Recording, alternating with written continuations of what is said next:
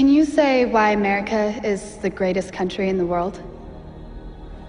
Diversity and opportunity. Lewis? Freedom and freedom. So let's keep it that way. Well, why is America Not the greatest country in the world, Professor. That's my answer. You're saying... Yes. Tell students that America is so star-spangled awesome that we're the only ones in the world who have freedom. Canada has freedom. Japan has freedom. The UK, France, Italy, Germany, Spain, Australia, Belgium has freedom. So 207 sovereign states in the world, like 180 of them have freedom. All right. And yeah, you, sorority girl, just in case you accidentally wander into a voting booth one day, there's some things you should know. And one of them is, there is absolutely no evidence to support the statement that we're the greatest country in the world. We're 7th in literacy, 27th in math, 22nd in science, 49th in life expectancy, 178th in infant mortality, 3rd in median household income, number 4 in labor force, and number 4 in exports. We lead the world in only 3 categories: number of incarcerated citizens per capita, number of adults who believe angels are real, and defense spending, where we spend more than the next 26 countries combined, 25 of whom are allies. Now, none of this is the fault of a 20-year-old college student, but you nonetheless are, without a doubt, a member of the worst generation ever. So when you ask what makes us the greatest country in the world, I don't know what the fuck you're talking about. Yosemite?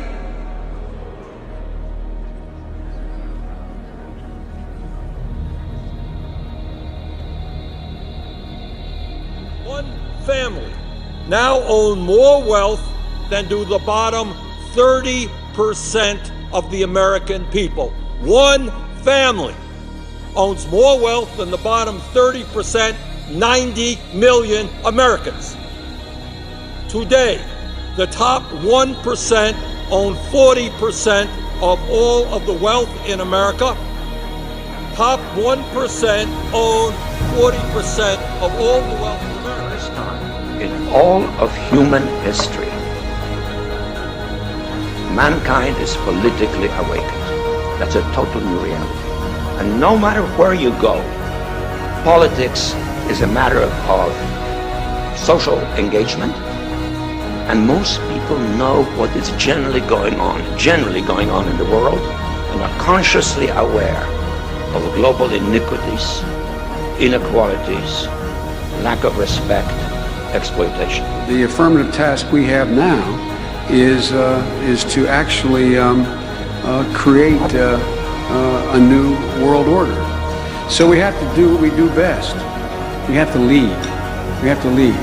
We have to update the global rules of the road. We have to do it in a way that maximizes benefits for everyone, because obviously it's overwhelmingly in our interest. This is not a zero-sum game. It's overwhelmingly in our interest that China prosper, that Mongolia prosper, that nations big and large, East and West, in Latin America and in Africa prosper. Because, you know that old expression, they asked Willie Sutton why he robbed banks, he said, that's where the money is. We want everybody to have a little money. Orwell famously said that he who controls the present controls the past, and he who controls the past controls the future. And that is because of the vital role that history plays in deciding our interpretation of what is happening in the world. The US National Archives censored all searches to the word WikiLeaks. Following that revelation, we looked closely at what else was going on. And in fact, as Kristen said, from 2006, it became apparent that the US National Archive had reverse classification of over 55,000 pages of material, that a great analysis done by the National Security Archives, a group run out of George Washington University. Imagine for a moment that somewhere in the middle of Texas there was a large foreign military base, say Chinese or Russian. Imagine that thousands of armed foreign troops were constantly patrolling American streets in military vehicles. Imagine they were here under the auspices of keeping us safe, or promoting democracy, or protecting their strategic interests.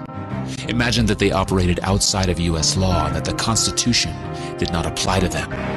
Imagine that every now and then they made mistakes or acted on bad information and accidentally killed or terrorized innocent Americans, including women and children, most of the time with little or no repercussions or consequences. Imagine that they set up checkpoints on our soil and routinely searched and ransacked entire neighborhoods of homes. Imagine if Americans were fearful of these foreign troops and overwhelmingly thought America would be better off without their presence. Imagine if some Americans were so angry about them being in Texas that they actually joined together to fight them off in defense of our soil and sovereignty because leadership in government refused or were unable to do so. Imagine that those Americans were labeled terrorists or insurgents for their defensive actions and routinely killed or captured or tortured by the foreign troops on our land. Imagine that the occupiers' attitude was that if they just killed enough Americans, the resistance would stop.